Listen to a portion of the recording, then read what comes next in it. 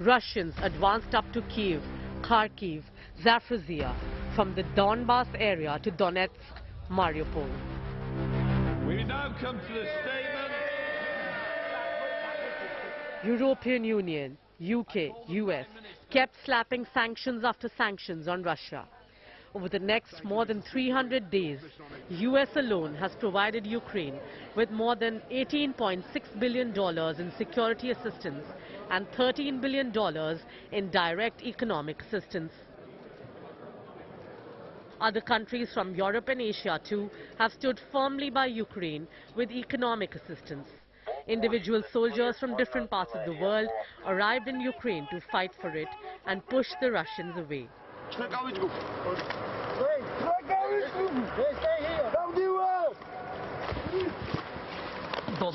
Russia brought in Chechen mercenaries, and along with it came the nuclear threat from Moscow. Russian forces seized control of the Zaporizhia nuclear power plant in early March after setting an adjacent training facility on fire. NATO rejected Ukraine's appeal for no-fly zones. The only way to actually implement something like a no-fly zone is to send NATO planes into Ukrainian airspace and to shoot down Russian planes, and that could lead to a full-fledged war. In Europe, President Biden has been clear that we are not going to get into a war with Russia. In Russia, police detained more than 4,300 people at countrywide protests against President Putin's invasion of Ukraine. But the rest of Russia remained quiet as it bombed a children's hospital in the besieged port of Mariupol during a supposed ceasefire to enable some of the hundreds of thousands of civilians trapped in the city to escape. More and more people started to leave cities and villages that were their home.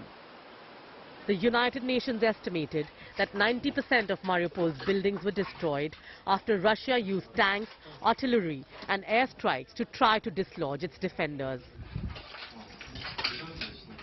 A top official from the world body said in June that at least 1,348 civilians had been killed, including 70 children, and that the final toll was probably thousands higher.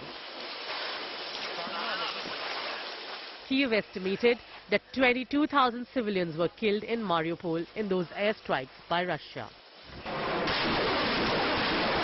But shelling intensified as Russia moved closer to Kyiv. Ukrainian president sent out an urgent cry for help. As the leader of my nation, I am addressing the President Biden. You are the leader of the nation, of your great nation. I wish you to be the leader of the world. Being the leader of the world means to be the leader of peace. And he responded. Ukraine will never be a victory for Russia, for free people refused to live in a world of hopelessness and darkness. We will have a different future, a brighter future, rooted in democracy and principle, hope and light, of decency and dignity, of freedom and possibilities.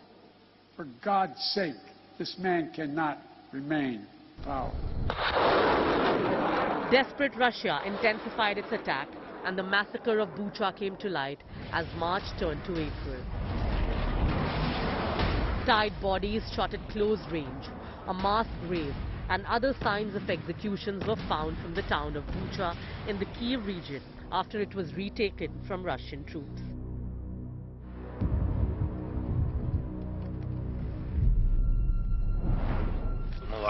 These are war crimes and they will be recognized by the world as genocide. Male resident, and what am I supposed to do? How do you think? Hang myself or what? Moscow denied all accusations related to the killings of civilians in Bucha. Pope Francis condemned the massacre of Bucha and held a Ukrainian flag sent from the town.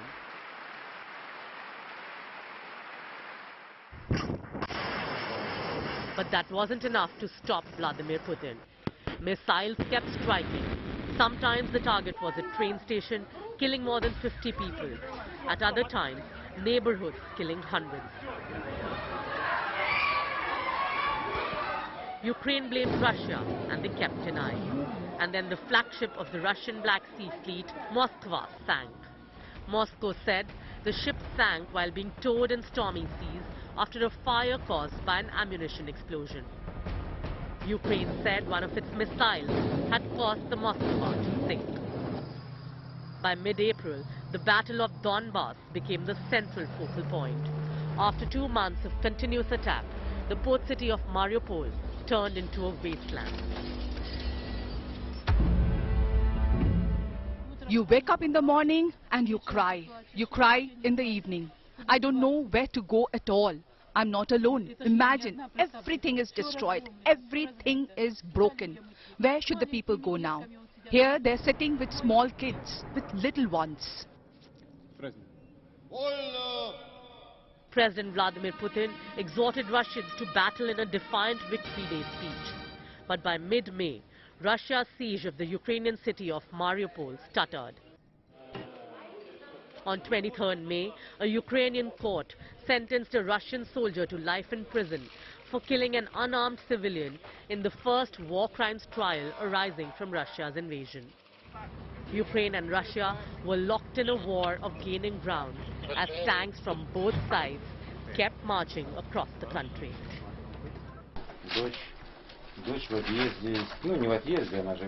And what am I supposed to do? What do you think? Hang myself or what? If we have to go through it, we will.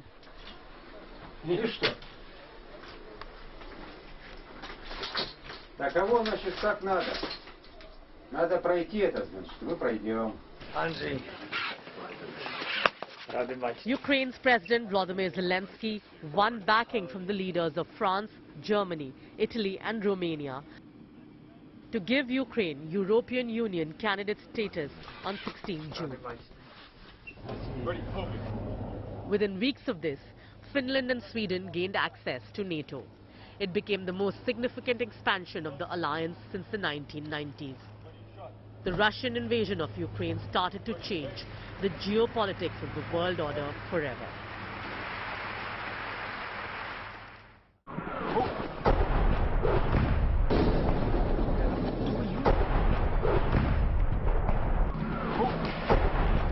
Putin is sometimes described not as a commander-in-chief, but as Russia's historian-in-chief.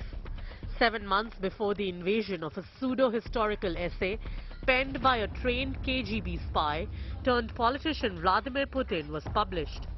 He argued Ukraine was historically indistinguishable from Russia. Citing Oleg the Prophet's 10th century dictum, "Let Kyiv be the mother of all Russian cities."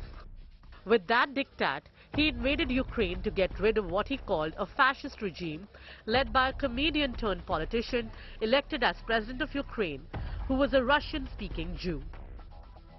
As summer turned to autumn, Putin ordered a partial mobilization to beef up his invasion force, causing widespread protest in Russia and panic among young men who did not want to die for Putin's imperial dream. Many started to leave Russia. Moscow never revealed its cost of loss in the more than 300 days old conflict with Ukraine.